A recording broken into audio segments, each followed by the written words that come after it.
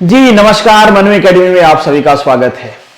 Gujarat AMBI and ARTO, Rajasthan का MBSI और उत्तर प्रदेश का UPRI, इन सभी की कुछ कहानियां हैं। मैं आपको लोरी के फॉर्म में सुनाऊंगा और अक्सर लोरी सुनने के बाद बच्चे सो जाते हैं। आपसे भी यही उम्मीद किया जाता है कि आप सो जाओ, क्योंकि सरकारें भी हमारी ऐसी ही लोरी सुना रही हैं और उनको सुनाने वालों को लगता है कि भाई बच्चों को क्या ही लोरी समझ में आएगी। सबसे पहले बात कर लेते हैं UPRI का। छोटी सी बात है, बात बस ये है कि जो इंफॉर्मेशन है ये ऑफिशियल नहीं है, बट कहा जा रहा है कि आपका जो एक्सपीरियंस वेरिफिकेशन था, आपका जो DL वेरिफिकेशन था, ये हो चुका है। कुछ 350 to 500 कैंडिडेट को शॉर्टलिस्ट किया गया है फॉर नेक्स्ट स्टेज। तो अगर आपका डॉक्यूमेंट सबमिशन हुआ था तो आपको प्रैक्टिकल एग्जाम की प्रिपरेशन करनी चाहिए, करते रहिए। कभी भी लिस्ट आएगी और आपको बुलाया जाएगा कि भाई आपका प्रैक्टिकल एग्जाम यहां पे है या इस टाइम को है, तो आप रेडी रहिए।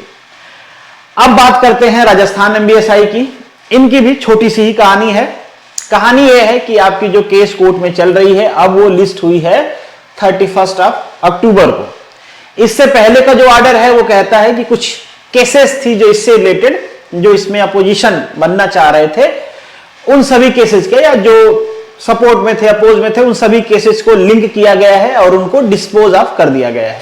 कोर्ट ने कहा भाई सभी को लिंक कर देते हैं, डिस्पोज ऑफ करते हैं, और जो लिमिटेड इंटरवीन करने की शक्ति है वो हर एप्लीकेंट को किया जाएगा। लिमिटेड बस इसलिए क्योंकि कोर्ट को पता है कि सभी अपनी अपनी केस लेके आएंगे और कुछ न कुछ करते रहेंगे और केस को लंबा खींचेंगे। अब इसके आगे का स्टेप क्या है भाई? देखिए, अभी तक नोटिस सर्व नहीं हुई है अपोजिट पार्टी को, तो मे भी अगली बार नोटिस सर्व हो जाए तो बहुत अच्छी बात है। होगा नहीं होगा, अभी इशूड दिखा रहा है कि नोटिस नॉट इशूड, तो नोटिस इशू होगी, फिर जो अपोजिट पार्टी है उसको सर्व होगी। वैसे तो पता सबको ही है, पर ऑफिशियल फॉर्मल जाता है ना भाई लेटर, नोटिस। इसमें आप पार्टी हो, आपका क्या कहना है ये आपका जवाब सबमिट करिए, तो उसके लिए भी कुछ टाइम पीरियड होता है। फिर वो जवाब सबमिट करेंगे, टाइम मांगेंगे, फिर सब सबमिशन हो जाएगा, फिर हियरिंग स्टार्ट होगी, मतलब उस पर बहस होगी, होना होगा। तो ये सारी चीजें भी आपके केस में बचा है। तो हम क्या कह सकते हैं? कह सकते हैं भाई आपका केस लंबा खींचने वाला है। कितना खींचेगा नहीं पता, और इसके बीच में इलेक्शन भी अनाउंस हो चुका है। इलेक्शन या सरकार का रोल इसलिए इंपॉर्टेंट है क्योंकि सरकार इसमें पार्टी है। अब सरकार कितना इसमें इंटरेस्ट लेगी? अब मान लीजिए कि जो सरकारी वकील हैं, अटॉर्नी जनरल हैं या एडिशनल साहब हैं, जब उनको हाजिर होना होगा, होंगे नहीं होंगे, टाइम मांगेंगे, करेंगे नहीं करेंगे, कितना टाइम लगेगा, ये सब सरकार के मंशा के ऊपर डिपेंड करता है। चूंकि अब इलेक्शन अनाउंस है, नई सरकार आएगी, पुरानी वाली रहेगी, नई वाली आएगी, ये डिपेंड करता है। फिर उसका कितना इंटरेस्ट है इस केस पे ही, इस पे डिपेंड करता है। फिर कोर्ट का भी इंटरेस्ट, क्योंकि भाई ये ऐसा केस तो है नहीं कि किसी को जेल में पकड़ के डाल दिया गया, बहुत इमरजेंसी वाली केस है। कोर्ट कहेगी भाई नहीं, इमीडिएटली सबको हाजिर होना है, अपना सबमिशन देना है, सप्लीमेंट्री देना है और केस को जल्दी से सुन के खत्म करना है। ऐसा तो कुछ बनाया नहीं गया है।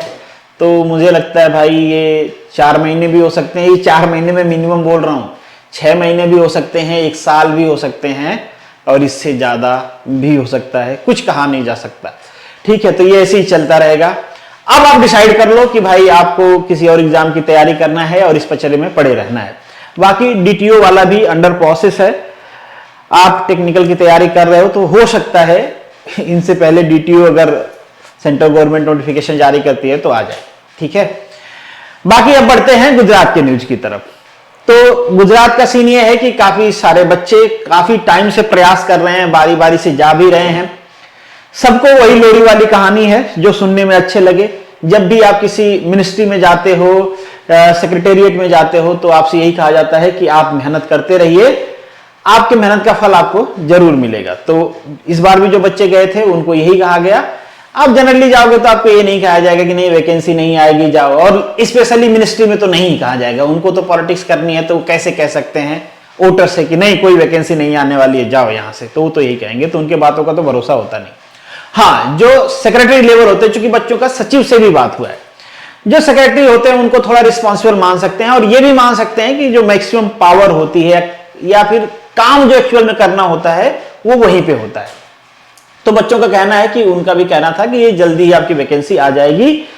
कब? अक्टूबर में? जी नहीं, अगर आनी होगी, आपकी किस्मत ठीक रही तो ये नवंबर वाली जो डेट आएगी 15-14 वाली पब्लिकेशन की जीपीएससी की, उसमें पॉसिबिलिटी है कि आज ये बच्चे जो मिलने गए थे वो तो कह रहे थे सर हमें बातों से ऐसा लग रहा था कि 99% चांस है कि आ जाएगी। फिर उन्होंने मेरा ओपिनियन भी पूछा कि आपको क्या लगता है, हमने सारी बातें बता दी।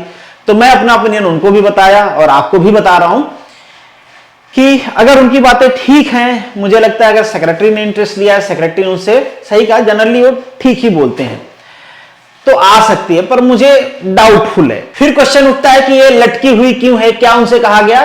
तो प्रॉब्लम ये है कि जो रिक्रूटमेंट रूल्स हैं उनको अप्रूवल कराना है, मतलब नए रिक्रूटमेंट रूल्स हैं, आपको पता ही है क्या है, इस पे कई बार डिस्कशन हुए हैं, परसेंटेज वाले हैं, कुछ और भी हैं रिक्रूटमेंट रूल।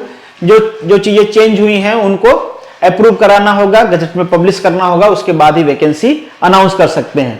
तो टाइम कम ही है, बट फिर भी जिस हिसाब से बच्चे कह रहे हैं उम्मीद ही कर सकते हैं, या तो लोरी समझ के सो जाएं या फिर उम्मीद का चिराग जगाएं और पढ़ते रहें। तो मैं तो यही कहूंगा कि उम्मीद का चिराग जगाइए और पढ़ते रहिए, क्योंकि इतना डिले हो चुका है, कोई बात नहीं, पर इलेक्शन है तो चांसेस है कि आएगी। वैसे मिनिस्टर साहब से तो आप 2017 में जब ARTO फर्स्ट टाइम लिस्ट हुआ था तब भी मिलने जाते तो यही कहते कि बस 10 दिन में आ जाएगी वैकेंसी।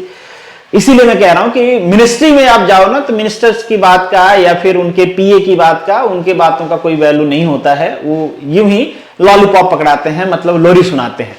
बाकी अधिकारी होते हैं वो थोड़े सेंसिटिव होते हैं, उनको पता होता है कि भाई एक बच्चे के लिए करियर क्या होता है, तो उनसे इतना तो उम्मीद किया जाता है कि वो एटलीस्ट बच्चों को स्टेट फॉरवर्ड ना बताएं, क्योंकि उनके ऊपर भी पॉलिटिकल प्रेशर होता है, स्टेट फॉरवर्ड ना बताएं, पर इतना हिंट तो दे ही दें कि भाई आपकी वैकेंसी आ रही है, नहीं आ रही है, कितना डिले हो रही है।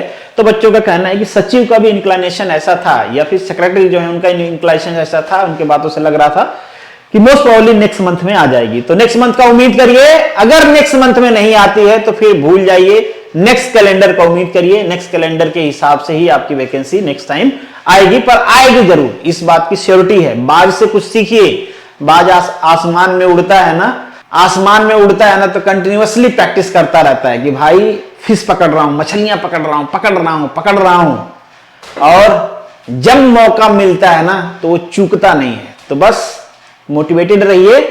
अगर आप तैयारी कर रहे हो और एकदम डिसाइड कर रखा है कि भाई सरकारी नौकरी करना ही है, तो पढ़ना है, ये नहीं कि वैकेंसी नहीं है तो नहीं पढ़ना है।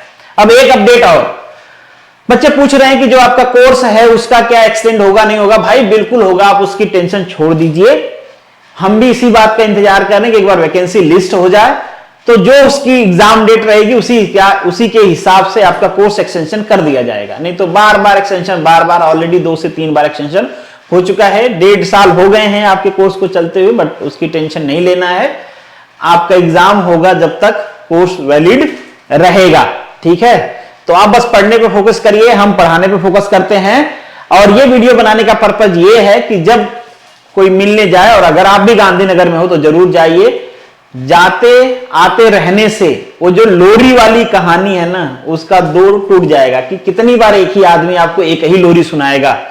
कभी तो कहेगा कि भाई आ जाएगी आपकी, इस बार मैं सच बोलूंगा, या तो आप कर देना कि कभी तो सच बोल ले, ठीक है? नहीं तो इलेक्शन आ गया है।